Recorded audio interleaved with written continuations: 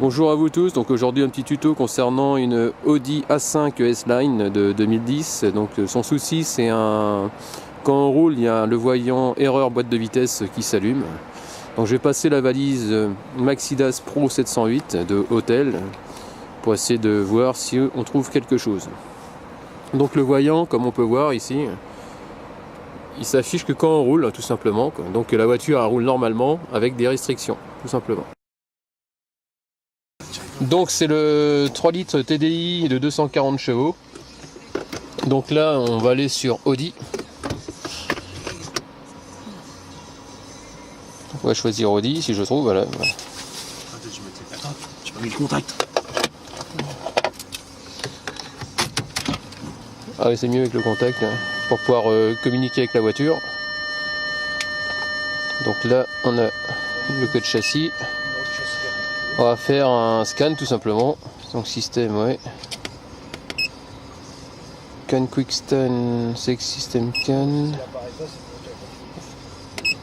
Attendez, je vais revenir en arrière parce que j'ai fait une connerie, je crois. J'ai peut-être pas choisi le bon modèle. Ici, nous avons le défaut donc de boîte de vitesse. On va aller dessus. Lire le code.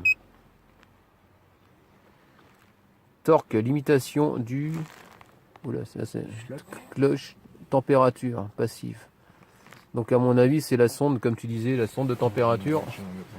On va regarder ce que ça veut dire sur le clutch, sur la boîte de vitesse. Ouais, l'huile. Je crois que c'est le problème là-dessus. De toute façon, ils t'ont pas mis de la bonne huile dedans. Ouais, elle est très bien la vidange. On va plus chez Audi. Ah, voilà. Ça fait que ça chauffe.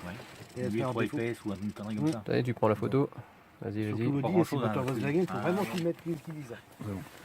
Et en plus, ils vont être chez eux. Donc le problème là, c'est qu'on voit que c'est pas un défaut permanent, mais un défaut passif. Donc ce défaut là, ça veut dire qu'il il revient par intermittence tout simplement, quoi. Donc à mon avis, tant qu'on n'aura pas changé cette pièce là, c'est mort.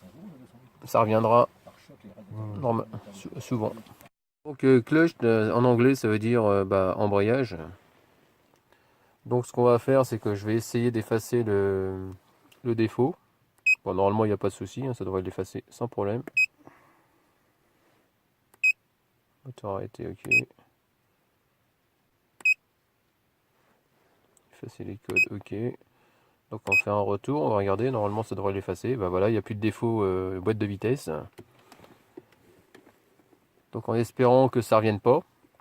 Donc si ça revient, il faudra faire changer la sonde de température de la boîte de vitesse apparemment.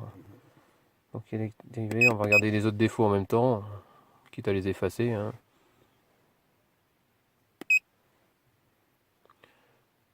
Central locking, un peu de signal, ça c'est normal. Ouais, ça c'est normal, il y avait les portes qui étaient ouvertes. Donc. Ah, c'était ça. Ouais, c'est pour ça que ça me sortit le défaut, mais il n'y a rien de méchant. Non, il n'y a rien, parce que j'ai eu problème.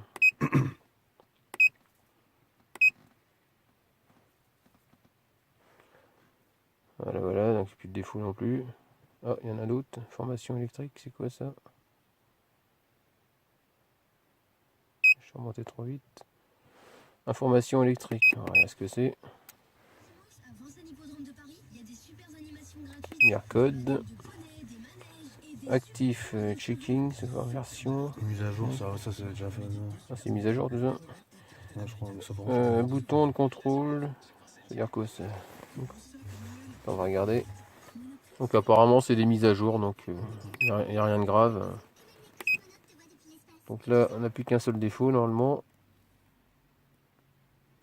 Donc là voilà, c'est tout ce qu'il y a comme défaut sur la voiture. Bon, en espérant que ce petit tuto il vous a plu, et puis n'hésitez pas à me laisser des commentaires avec des j'aime ou j'aime pas. Pensez à vous abonner, et puis je vous dis à très bientôt. Ciao.